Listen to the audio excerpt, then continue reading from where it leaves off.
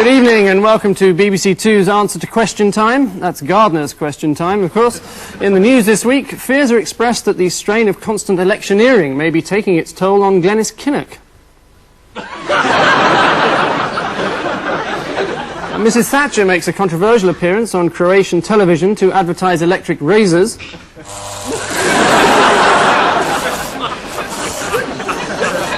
In an effort to bury the hatchet, John Major splashes out on a Christmas hamper for Maggie.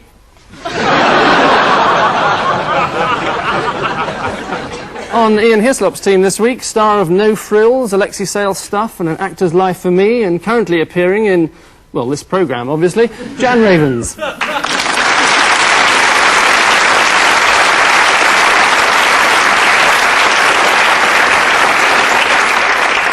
And with Paul Merton tonight, someone who appears on a daily news programme during the week, so at weekends he likes to relax by appearing on a weekly news programme, Martin Young.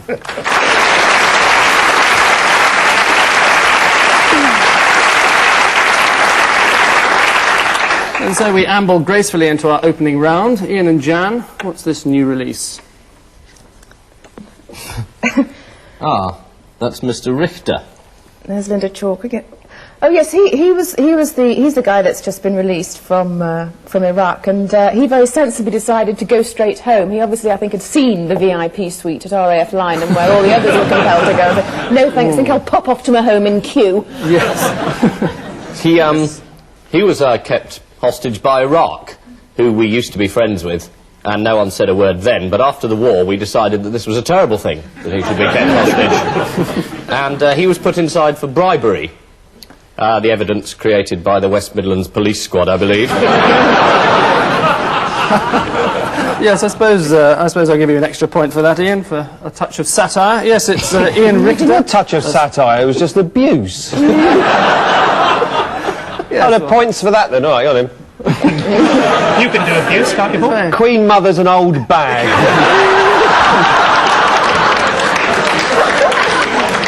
That's not abuse, that's just satire. It's Ian Richter, anyway, a sewage expert who's been released from Baghdad jail after serving 5 years for offences under Iraqi bribery laws. Apparently he refused to take one. Paul and Martin, what are this lot celebrating? I'd hate to see the work that he took home with him. It doesn't bear thinking about, does it? No, doesn't get a point either. It wasn't satirical, unfortunately. Have a look at this.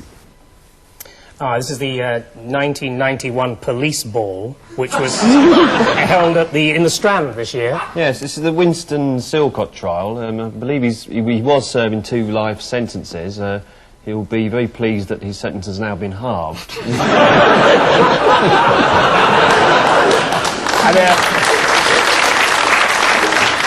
It's Winston Silcott, yes, who had his conviction overturned this week after a court heard forensic evidence that police had tampered with certain words in his confession. For instance, the phrase, "I take 2 lumps of sugar and a little milk," was amended to, "I am completely guilty of everything and a little milk." Ian and Jan, who's in for a right riveting read here?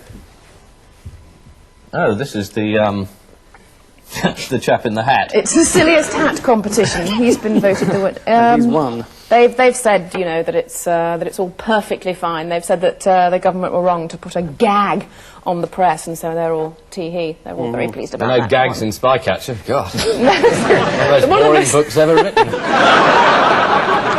I'll give you 2 points for getting the answer right. It's the ruling by the European Court of Human Rights that the government was wrong to ban Peter Wright's book Spycatcher in this country on the grounds that it had already appeared in the United States. That sets an interesting precedent. Once something's established in America, it can't be outlawed over here. Must be a bit of a relief for crack dealers. And finally, Paul and Martin, One Man in a Boat. I think this is John Major on his way to Maastricht. This is Douglas Hurd, you can't see him, he's just underneath. The first man across the Atlantic in a peanut husk. We're not that far off. Cashew. It was more the Atlantic that was sort of the vaguely in the right Atlantic, direction, yes. The eh? smallest one-man vessel ever to cross the Atlantic in the fastest possible time, with the darkest hair colouring. Yes, almost It's an argument, right. isn't it, between the French and the English? Amazing that there's two people who want to row across the Atlantic in midwinter. One of them's French and one's English. It shows Yes. that all sorts of European people can be stupid. Yes, I'll give you a point. You're almost there. It's Frenchman Gérard d'Appeville, who was being greeted in the film by his ecstatic wife, as you saw, after rowing across the Pacific for 133 days single-handedly. Why was I close with the Atlantic then? Well, it was closer than a cashew nut. Oh, I see. It's been estimated that every hour in his rowing boat cost Monsieur d'Abbeville £5. It would have been double that if he'd hired the pedalo. Which brings us gratefully to the end of that round, at which point a look at the scores tells us that, well, Paul and Martin only have 2, but Ian and Jan have a massive 6.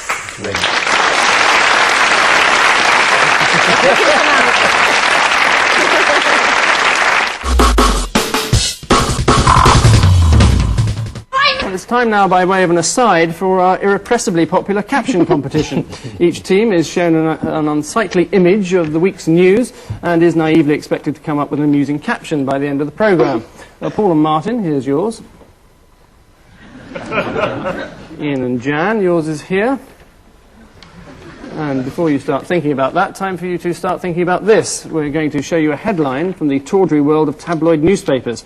You have to provide us with one or two sparkling insights into its origin. Paul, it's a PVC plod. Yes, this was a bizarre idea that they're doing in Bristol, apparently, to deter shoplifters in shopping centres. They're going to put up 6'7" plastic cutouts of policemen. And this apparently is going to deter people who are frightened of plastic. And the shoplifters are sort of retaliating because they're sort of putting up plastic cutouts of people carrying fridges. Well, it sounds absurd, but it's absolutely right. It's about Avon and Somerset police who, in an effort to combat crime, are placing a number of plastic cutout policemen on the streets. So if you live in the Bristol area, we suggest that before you start speaking to a policeman, you just pull on his nose and tug his ears just to make sure he's real. And if he is real, you'll soon know when you find yourself in court confessing to the Brinksmat robbery.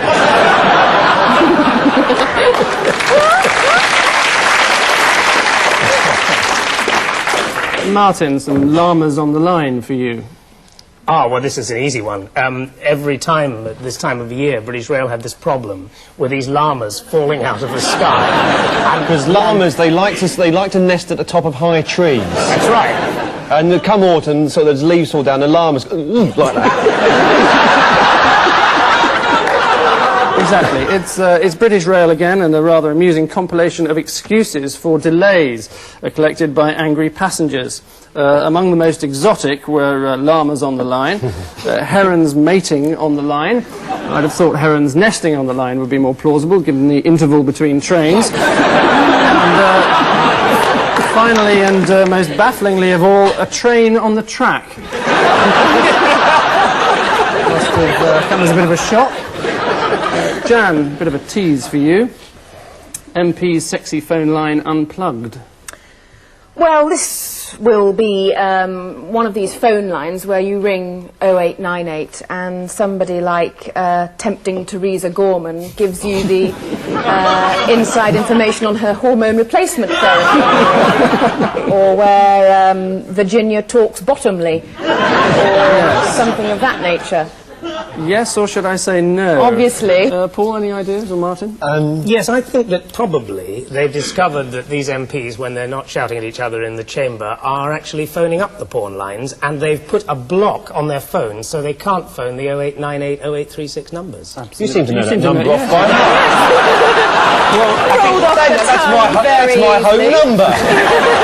I think it You're the one who's been phoning Mother up at 4 in the morning. No, it was Perky Paul, 0898. All right, okay, yeah. Yes, it all You were becomes... very good, though. Christmas is coming up. It's all coming out now. Yes, it's... That's not all. you know, but... Evidently, MPs have been using these services rather a lot, but knowing their regard for protocol, they probably still get their secretaries to actually make the call. Miss Fanshawe, get me busty Big Bertha minor reel whoppers on the line for me, would you? And finally in this round, Ian, I'll let you read this one out. Mum won't give a new chap with glasses a chance. This is a Thatcher question, Satire. isn't It is satire. There was a bit of satire in Yes, there, but it wasn't actually. funny, that's the problem. it? Yeah. Any ideas? Yeah, the word is You like that better? Yes, I look forward to hearing it being bleeped out on the Saturday repeat. It's Carol Thatcher who failed to pay her poll tax. And she was asked, understandably by journalists, well, what, will your mother think? And she says, Mum won't give a Fig. and which she knows, because her mother doesn't give a whatever about anything, really. Right, I think that's true. It is true. Yes, indeed, ladies and gentlemen. Yes, indeed. My name's Ian Hislop. Good night. A bit difficult to pay your poll tax when you've just lost your job at TVAM thanks to another of your mother's bright ideas.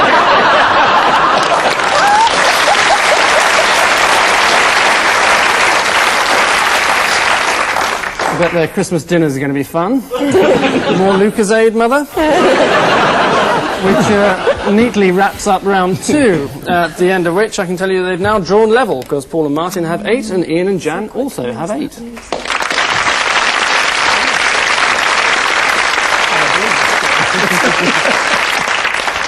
Well, we find ourselves now in the unenviable situation of having to play round 3. A baffling assortment of sights and sounds together conspire to represent a story plucked from the more obscure reaches of Fleet Street.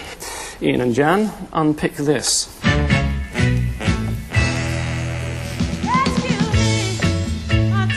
Frank Bruno.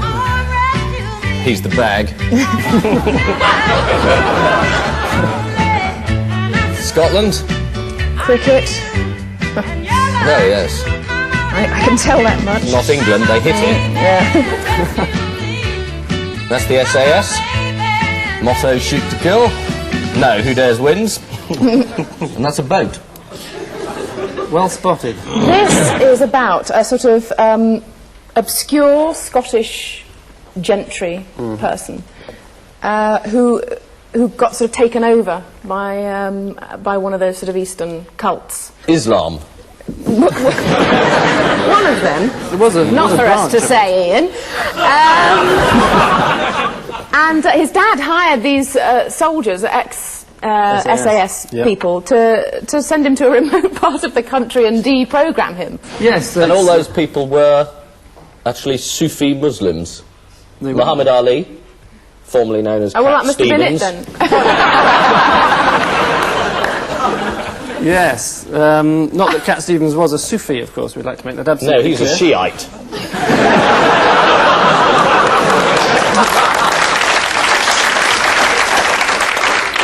Moon Shadow wasn't bad. I think that's where I'd take issue with you, actually. It was appalling. It's Viscount Reedhaven, heir to £35 million, who came under the control of Sufist guru Muhammad Ali, changed his name to Abdul Qadir, who's also a Pakistani spin bowler, and lavished gifts upon his master. So if your son's approached by 2 men in turbans claiming to be Lester Piggott and Frank Bruno, look in the yellow pages under the heading Crack SAS Troops. Paul and Martin, what's all this then? There's Prince Charles, quite clearly. Prince Charles, Duchess of York. No, they can't be the Duchess of York. Tom Jones. God, that's gross. Loch Ness or somewhere. Bob Dylan 20 years ago. Bob Dylan today.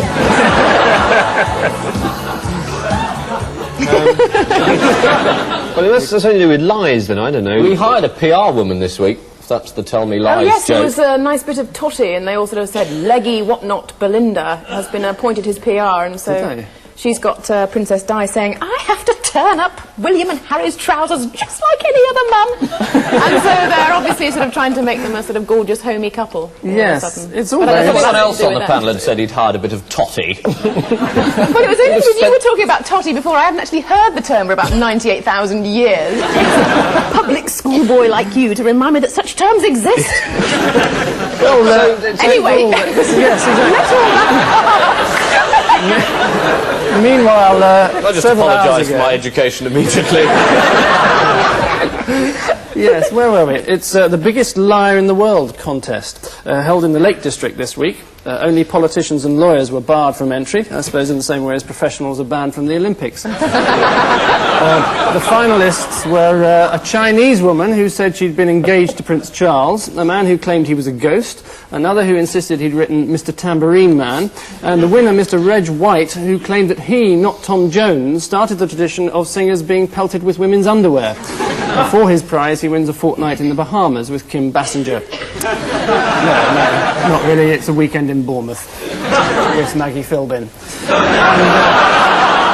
And so we marched Do we get a confidently point on. for lies? Oh, he's desperate. Oh, shameless. And so we march confidently on to the favourite round with all our octogenarian viewers. Yes, it's time for our archives. Each team is shown a little piece of televisual history. They have to tell us what happened in the next frame. A presidential theme to this week's. Ian and Jan, remember this? A word about the president. For 7.5 years I've worked alongside him, and I'm proud to have been his partner. And we've had triumphs. We've made some mistakes. He appointed Dan Quayle as his vice president. Well, let's just see what happened. And I'm proud to have been his partner. And we've had triumphs. We've made some mistakes. We've had some sex.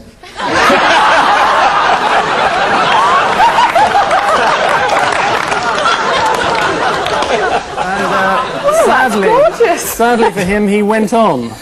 Sometimes I felt like the javelin competitor who won the coin toss and elected to receive. An unfortunate choice of metaphor there, with rather painful overtones. Still an easy slip of the tongue to make, isn't it? Welcome, Mikhail. If there's anything I can do, don't hesitate to have some sex with me. I'll be in the White House rogering Vice President Quayle. Paul and Martin, Bush's other half now.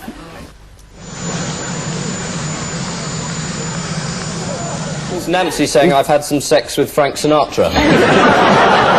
Slip of the tongue. Well, no doubt. So, he spills this thing.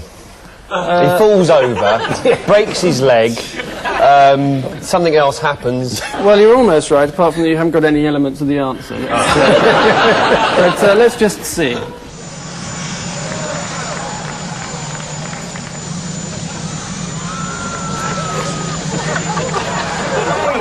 They sure know how to have fun, don't they?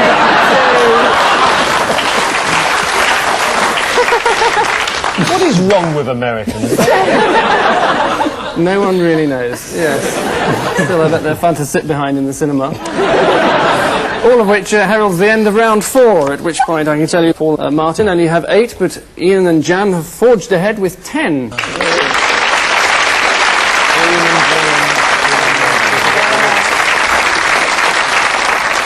Now it's time for our odd one out round, a game of devious cunning, specifically designed to demonstrate the lightning-quick powers of deduction in all our 4 panellists, as illustrated now by Paul Merton, who's going to tell us which is the odd one out among the following: Princess Michael, Michael Aspel, Michael Dennison, and Terry Wogan.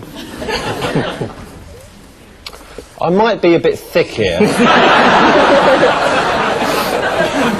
But at first glance, it would seem that Terry Wogan is the only one who's not called Michael. But I don't suppose it's that. I suppose it's something else.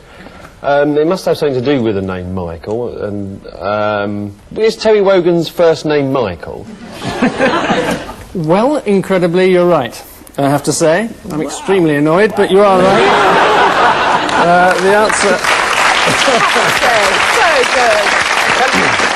Can I question your impartiality as chairman? When you say you are extremely annoyed that I've got a question right? Well, I'm just extremely annoyed when anyone gets anything right.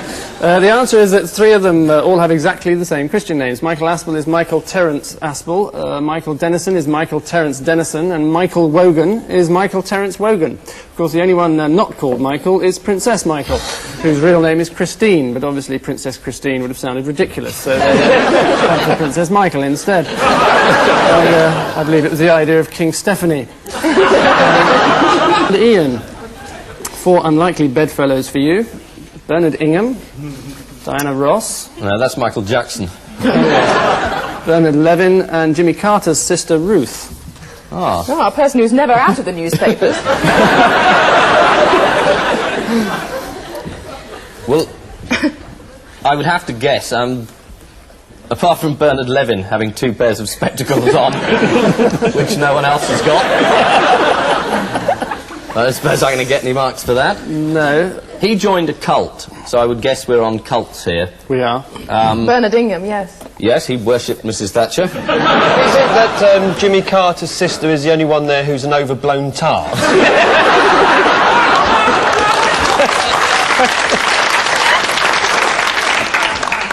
No. No. Is the answer. I'm very happy to say. And no points. And no points. It's Mrs. Thatcher's former press secretary, Bernard Ingham, as all the others followed the Bagwan, whereas Mr. Ingham merely followed the bag. Which rather gorgeously brings us to the end of this round, and an update on the score reveals that, well, Paul and Martin have 11, but Ian and Jan are still ahead with 14.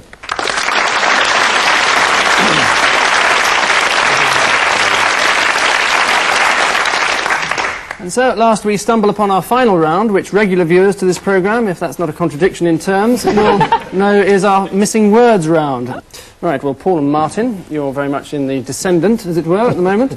So first off, Heath collides with what? Jupiter. He took a lot of helium gas. A lot of helium gas, a wild sort of weekend party, got out of hand, a lot of helium gas, floated out into the atmosphere, hit Jupiter. Next. Thatcher is in fact the right answer. Well done. Next, Kinnock memory lapse over what? Socialism.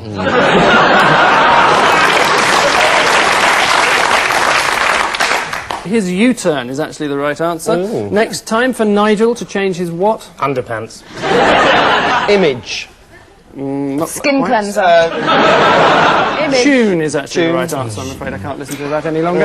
Next, North denies that Waite was working for what? B-jams. CIA? CIA is the right answer. Well done. And finally, Heseltine spells out grand plan to revive what? His hair roots. Churchill. Gonna fill him full of helium and then... His career? It's more London I was looking for. So, so much for that. Ian and Jan, here's your lot. Frenchman makes die what? Sick. Gag. I'm not going to join in this round. Now I'm going to end all your miseries. It's a Christmas cracker is the answer. Next, I was soccer knife thug says who? Lord Runcie. John Prescott. Vinny is actually the right answer. Next, gasps and hoots as what is put on display? Paul Merton's Willie.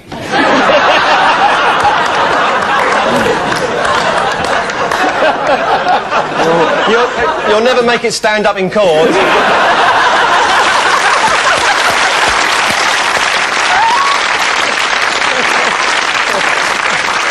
I never thought we'd sink so low. You would have got Maybe I out, did. And lady is the answer, if you can remember the question so long ago. Next, my two boys are what, says Di? Black.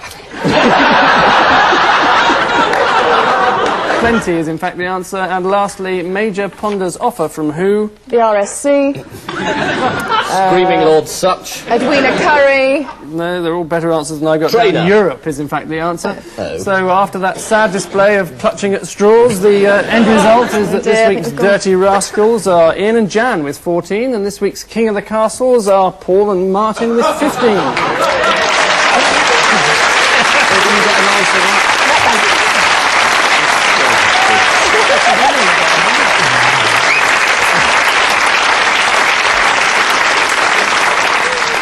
Pipped at the post. So a basket of fruit to our winners and a loud raspberry to our losers.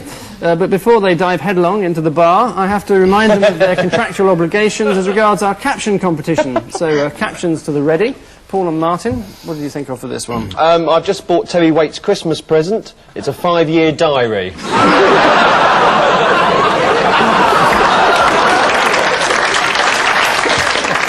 Thank you. Ian and Jan, how about yours? Oh, so how long have you been a rose? That's fascinating. Is it a good job? Good. Have you met the wife? She's an overblown tar. Yes, on which treasonable note we say thank you to our guests, Ian Hislop and Jan Ravens, Paul Merton and Martin Young. And I leave you with news that after attacks on bus conductors reach unprecedented levels, London Transport this morning revealed their new-look night service. And finally, following suggestions that he may not be fit enough for the Cricket World Cup, Ian Botham denies that his smoking habits got out of hand. Good night.